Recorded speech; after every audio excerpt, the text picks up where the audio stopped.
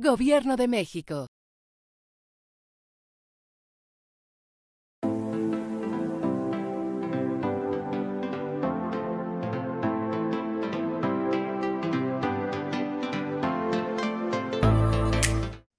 Muchas gracias, doctora. Buenos días a todos. Gracias por estar acá. Y bueno, quisiera iniciar esta presentación posicionando una característica muy especial de estas tesis, y estoy hablando como generación. Fue una serie de tesis en las que podríamos hablar pre-pandemia y post-pandemia, por así decirlo, en el sentido de que fue este evento pandémico que nos obligó prácticamente a replantear o incluso a repensar lo que pensábamos, en mi caso, por ejemplo, sobre lo que era hacer antropología, incluso, ¿no? Precisamente porque justo todo el trabajo de campo que se tenía planteado fue justo la época en la que surgió esta pandemia. Pues obviamente no se pudo tener absolutamente ningún trabajo de campo in situ. Y ya en mi caso particular fue particularmente impactante precisamente por el tema, ¿no? Hasta por cuestiones éticas y epidemiológicas, al trabajar con población en riesgo, pues era mucho más difícil, ¿no? Entonces, quisiera plantear precisamente de dónde viene y cómo terminó esta investigación, ya que antes de la pandemia, pues había toda una visión de qué hacer, y con lo que se terminó, por ejemplo, en términos metodológicos, fue una herramienta que iba a ser las entrevistas que se pretendían hacer ya después de hacer por lo menos 3, 4 meses de trabajo, se convirtió en la única herramienta posible para poder obtener información. Caso contrario, incluso se pensó en hacer una tesis teórica, ¿no? Pero bueno, habiendo esta herramienta de la entrevista, pues el siguiente problema era con quién, ¿no? Porque precisamente con un trabajo previo tanto aquí en San Cristóbal como en una comunidad de Sinacantán, que era con la que se iba a trabajar, pues ahí se iban a realizar todos estos contactos, ¿no? Entonces, pues a lo que se recurrió fue a buscar conocidos, ¿no? Que tuvieran diabetes mellitus para trabajar con ellos, lo cual también implicó al final una serie también de problemas éticos, analíticos, porque fue desde personas conocidas con las que ya previamente había trabajado y que iban a hacer como un primer contacto para hacer el trabajo de campo, hasta coincidentemente con amistades de casi 20 años, que precisamente buscando con quién hacer las entrevistas, pues fue recientemente diagnosticada y como 2 meses antes precisamente de la pandemia. Entonces, esta tesis está trabajada desde con amigos íntimos hasta con conocidos, ¿no? Y precisamente para ampliar un poco más o buscando personas con quien trabajar, pues también teníamos unos ciertos contactos o conocidos en otra localidad de Sinacantán, por lo que se abrió a trabajar tanto en Achí como en Sinacantán y en San Cristóbal de las Casas, ¿no? Entonces, precisamente estos problemas de campo también hicieron como que ir replanteando también ciertos aspectos teóricos y metodológicos. Teóricamente, inicialmente se planteaba trabajar con el imaginario social, ¿no? Pero conforme se fue avanzando en las clases, en el análisis y todo eso, me di cuenta de que se necesitaba como un punto, no intermedio, sino una forma de cómo anclar precisamente un concepto tan amplio como es el imaginario social. Entonces, ya en clases fue que leyendo a Nancy Shepherd Hughes y Margaret Dock, surgió la idea de hacerlo a través de su propuesta teórica sobre los 3 cuerpos. Ellas lo mencionan más o menos como 3 niveles de análisis. yo lo vería más como tres dimensiones, ¿no? Tres aspectos de una misma cosa. Y es por esto que dentro del trabajo que se realizó, dentro del análisis que se realizó, se empalman, ¿no? Se van empalmando. No es precisamente de que se haya hecho un capítulo sobre cada cuerpo, sino que cada uno se va empalmando, sobre todo en los tres grandes temas que surgieron de las entrevistas, que era precisamente el vivir con diabetes, que son las personas que tienen el diagnóstico, convivir con la diabetes, que es con los familiares, y se agregó también precisamente por la pandemia un capítulo precisamente de cómo se vivió, cuáles fueron las estrategias de estas personas durante la pandemia, especialmente en esta parte que se llamó el confinamiento, ¿no? Eh, y, este, y precisamente con este episodio de la pandemia se agregó porque era una forma como ver cómo elementos disruptores, en este caso un disruptor de un virus, activaban o hacían trabajar precisamente cómo se empalmaban estos tres cuerpos, ¿no? Entonces, para tratar de irnos rápidamente y más o menos dar a partir de los resultados una parte importante que sería pues, definir al final de cuentas qué sería un cuerpo con diabetes, pues rápidamente se va a entender cuerpo en esta investigación a partir de un buen análisis que encontramos con Vandenberg, donde rescata y señala que la discusión del cuerpo a partir de esta discusión de Descartes sobre la dualidad cuerpo-mente, ¿no? Pero con una intencionalidad, ¿no? Retomada a partir de Husserl y una significación a partir de Heidegger. Y el cuerpo también como una alegoría al mundo, ¿no? Que lo retomé de Jean-Paul Sartre. Y entonces estamos hablando de que el cuerpo individual es en términos generales de experiencia, conocimiento y praxis, es la dimensión más fenomenológica del cuerpo, y nosotros lo tratamos de mediar o se trató de anclar toda la información que se tuviera a partir de dos conceptos secundarios, aquí tomados como secundarios, pero en sí mismos pueden tener la suficiente fortaleza teórica para trabajarse por separado, pero se retomó para el cuerpo individual experiencia y emoción, ¿no? Para el cuerpo social, básicamente estamos hablando de una representación de la sociedad en y desde el cuerpo. Y para eso, para no desdeñar el trabajo y por la pertinencia todavía que tenía, pues se retomó lo del imaginario social y platicando con mi director, pues veíamos que dentro de los imaginarios estaban anclados también en una serie de símbolos, ¿no? Entonces se retomó esto, sobre todo de Mary Douglas, ¿no? Y finalmente el cuerpo político, que básicamente forma parte del cuerpo social, la, la importancia de darle una dimensión particular al cuerpo político es porque ahí es donde se posicionan las relaciones de poder, el control y el disciplinamiento del cuerpo, ¿no? Y para esto, pues qué mejor que Michel Foucault, y de él pues se retoma la medicalización, que es básicamente ver los sistemas de atención, ¿no? Que en este caso, pues se tuvo la oportunidad no solo de ver el biomédico, ¿no? Sino también el tradicional, y tradicional no solo en el ámbito rural, que fue Sinacantán, sino incluso aquí en San Cristóbal, cuando surgió un caso en el que se aplicaba una causalidad de la diabetes por brujería, ¿no? Entonces, ahí también se pudo observar un poco sobre un sistema tradicional de atención, ¿no?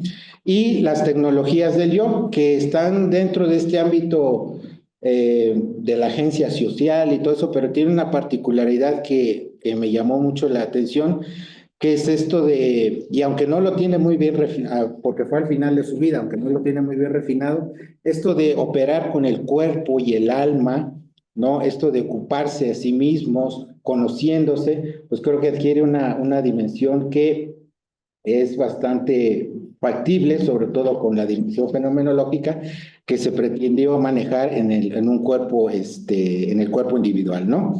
Respecto a la metodología, me gustaría nada más recalcar esto que dije al principio, de esta ausencia in situ, ¿no? De no estar en el lugar, y cómo esto permeó también muchos aspectos de la ética, pero ya no solo en el discurso, sino en la práctica, ¿no? O sea, al final de cuentas, arriesgarme yo a hacer un trabajo de campo teniendo diabetes, porque ese es otro punto importante de este trabajo, pues era arriesgar a los demás, ¿no? Entonces fue bastante complicado esta parte, ¿no? Y justamente una parte de cómo agregar más, yo lo tomé al principio como una forma de agregar más datos empíricos a la investigación, pues yo viviendo con diabetes ya desde hace 6 años, un poco más, surgió la idea de pues yo también colocarme, dar mi información, por así decirlo, que al final de cuentas se transformó en un ejercicio autoetnográfico, ¿no? Pero la intención inicial era como, bueno, yo también tengo diabetes, pues aporto un poco de mi experiencia, de mi historia de vida con la diabetes, para agregar un poco más a la discusión, ¿no?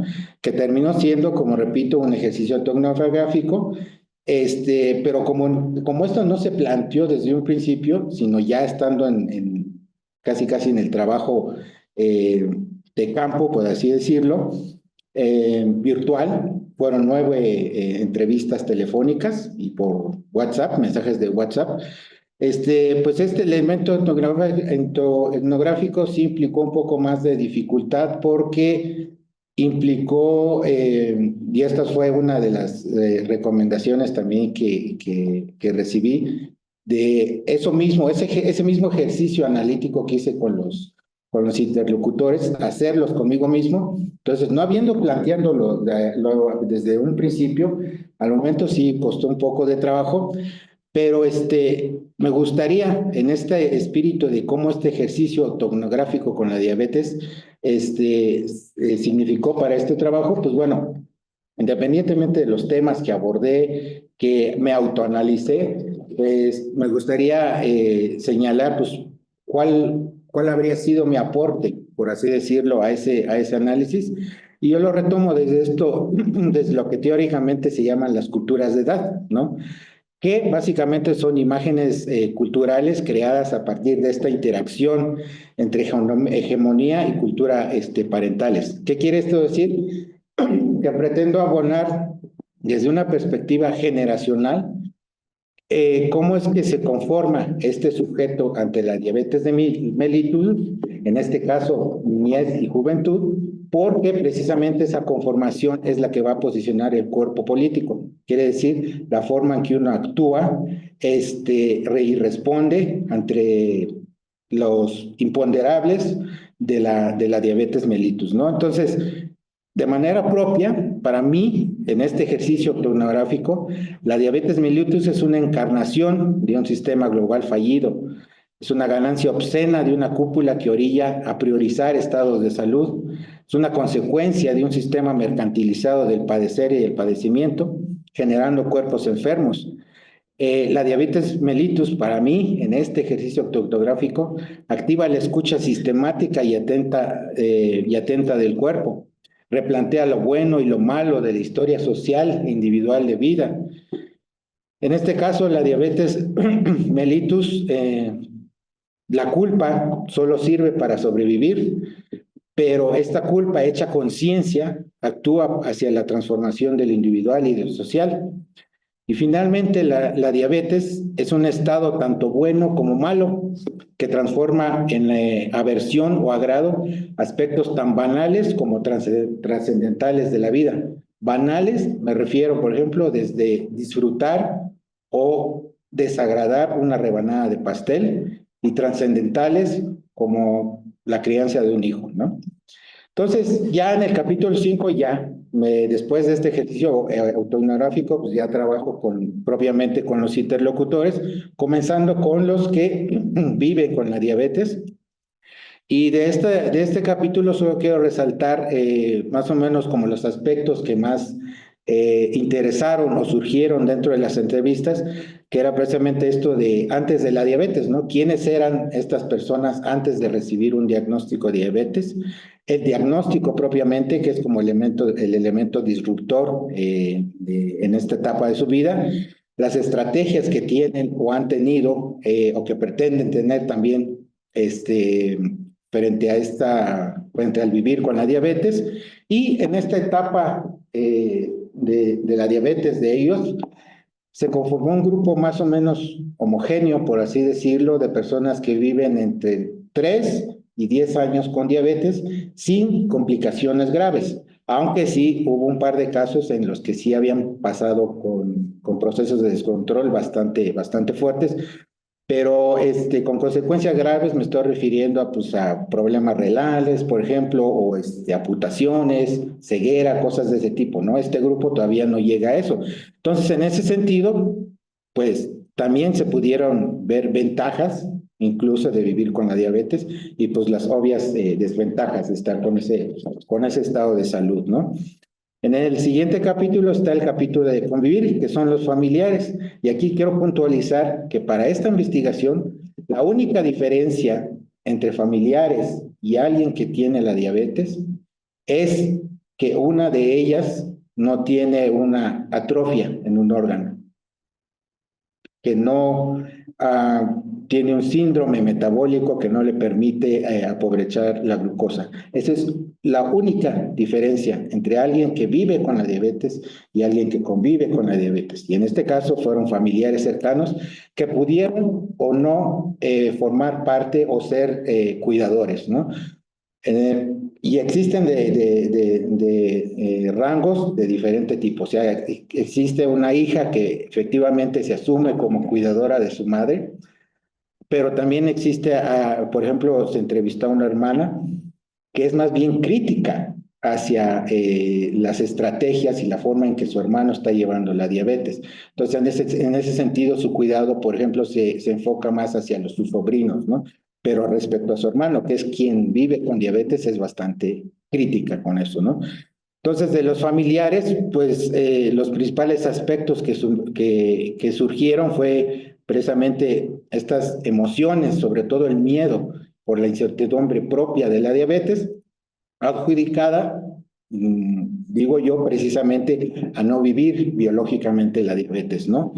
Este aspecto de atender los descontroles, ¿no? Que se generan o se pudieran generar dentro de la diabetes. Estos aspectos de su propia vida que en diferentes grados les piden poner en pausa ciertos aspectos o su vida entera, sobre todo en episodios de descontrol, ¿no? Hay un cierto espejeo también con la diabetes, sobre todo si el familiar también tiene sus propios estados de salud. Hubo un caso en el que pues, también vive con colesterol y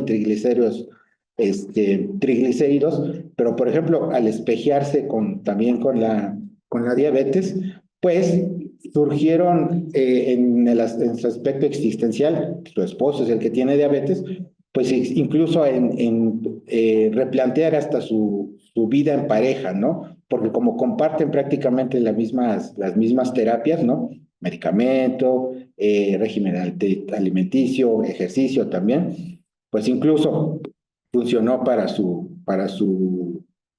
relación de pareja, ¿no? Estas son las famosas ventajas, ¿no? Una de las ventajas que se vieron de convivir con la diabetes, ¿no? Y finalmente, un aspecto también es esto de cuidarse como familiares, también es cuidar de la diabetes, de la persona que vive con ella, ¿no? Entonces, el cuidar de sí mismos como familiares también tiene un aspecto muy importante para el cuidado en general de la diabetes, ¿no? Y sobre todo en el aspecto de los familiares resalta precisamente el papel que tienen, sobre todo en las estrategias, en las terapias que se llevan a cabo para la diabetes. Y básicamente, por ejemplo, los familiares son los que observan y también intervienen, replantean, proponen, lidian, negocian, se enojan, se vuelven a contentar con su familiar, consigo mismos, ¿no? En términos de síntomas, emociones y algo que surgió bastante en esta investigación, el aspecto financiero. Para el familiar, el aspecto financiero a veces viene siendo de mucho más peso, a veces que el mismo, la misma persona que tiene la diabetes, ¿no?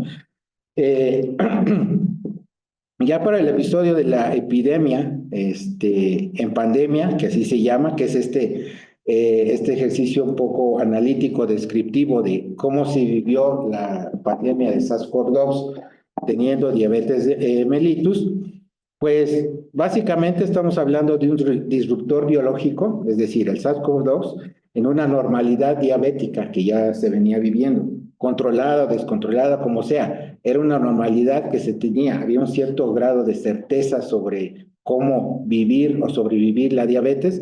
Entonces viene un disruptor biológico, como fue este virus, ¿no? Aquí hubo un poco de replanteamiento de cómo abordarlo, porque ya que la pandemia fue un fenómeno global, pues aplicó un poco más, un criterio un poco más sociológico, y bueno, abordarlo desde lo urbano y lo rural, ¿no? No desde cada caso particular, sino conjuntarlos en el ámbito rural, cómo se vivió en un ámbito urbano, que es San Cristóbal, y un ámbito rural, que es Sinacantán. Y gracias a eso, pues sí se tuvo varios contrastes bastante interesantes, sobre todo en el rural, ¿no?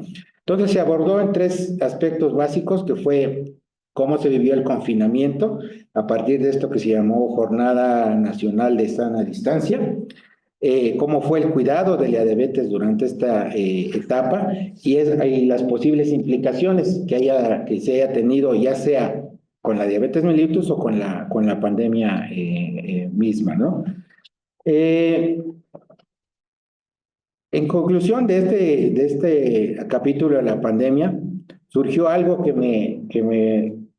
resalta bastante, esto de que la diabetes mellitus no es gripa, la pandemia sí.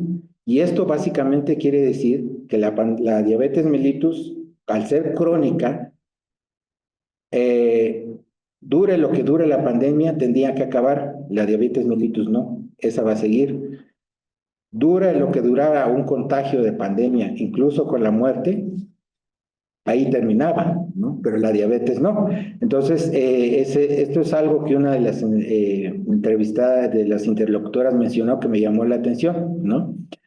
Entonces, el virus SARS-CoV-2 pues fungió como un virus disruptor de seguridades biológicas y sociales.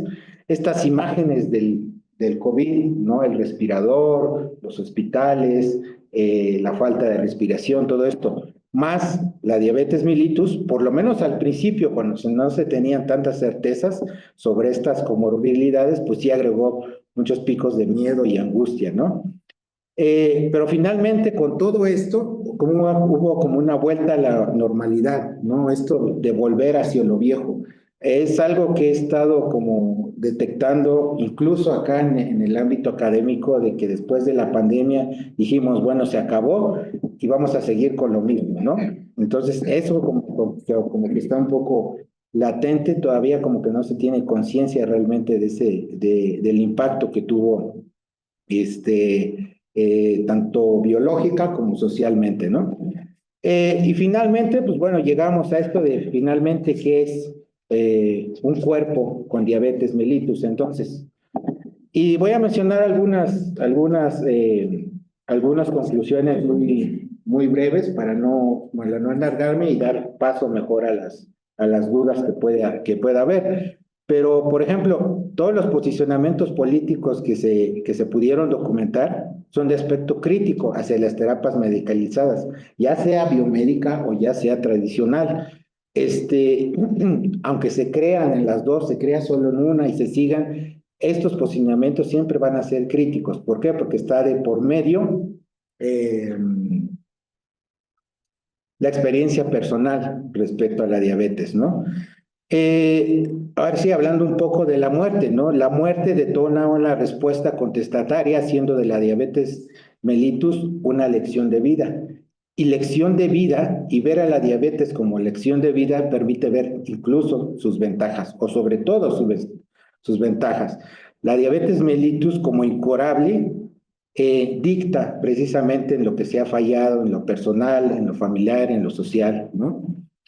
Tanto cuidados como lo que podría llamarse descuidos en la diabetes mellitus son aspiraciones a alcanzar un cuerpo idealizado en un sistema medicalizado, sobre todo el biomédico, que castiga la responsabilidad personal. Retomando a Turner, que cuando habla de experiencia, habla de experiencia y diferenciarlo de una experiencia. En este caso, el diagnóstico es experiencia. Y una experiencia, es decir, cuando yo asumas tu pasado, tu presente como persona y socialmente, se convierte en una primera consecuencia de la diabetes mellitus, ¿no? O casi siempre se habla de consecuencia de las diabetes a partir de los descontroles, por ejemplo, ¿no? Pero en este caso considero que el diagnóstico es una primera consecuencia de ese padecimiento, ¿no? Las emociones junto con las emociones junto con los síntomas son el piso básico para el autocuidado. La muerte es igual a otorgar dignidad de acuerdo al estado de salud que se tenga para dejar referentes generacionales y no perpetuar las mismas condiciones y situaciones de vida. El cuidado termina siendo un círculo dialéctico de roles y atención al padecimiento y a las condiciones generales de salud y existencia. ¿Qué quiere decir? Que alguien que vive con diabetes también está involucrado en el cuidado, en este caso del familiar, porque el propio familiar también tiene sus propios estados de salud. Entonces ahí se va haciendo este círculo, ¿no? Algo muy importante, el significado de lo crónico en la diabetes mellitus. Lo crónico significa que es algo que nunca se va a ir y que estimula la escucha corporal, biológica y social. Lo crónico significa silencioso, pero no mudo, ya que al final de cuentas se manifiesta en lo degenerativo. Si algo se quiere evitar en la diabetes mellitus es lo degenerativo, porque eso es precisamente lo que lleva a consecuencias graves, ¿no? En tanto que en la normalidad diabética lo que se escucha es esto de lo crónico, ¿no? Aunque se tenga controlada la diabetes, ¿no?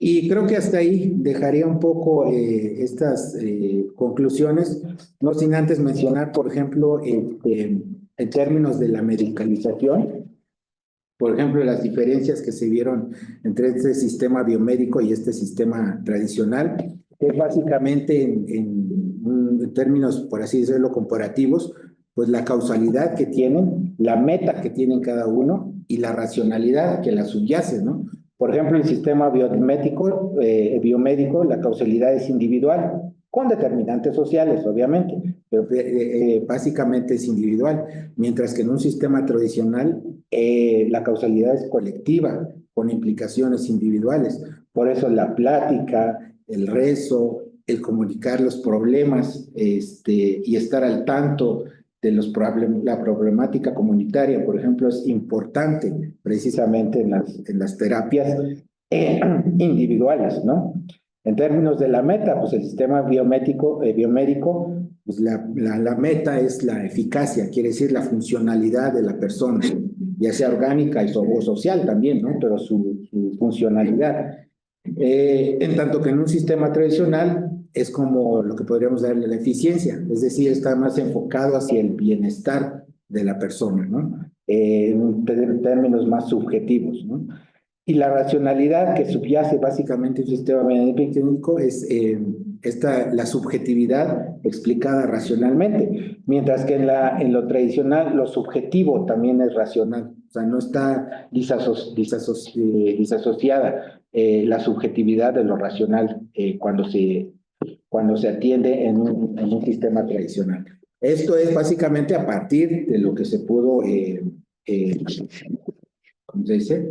Recuperar con los interlocutores, ¿no? Entonces, yo lo dejaría hasta ahí, abriría más bien el espacio para ver dudas o falencias importantes que haya tenido y entonces sí profundizar en ellas. Gracias.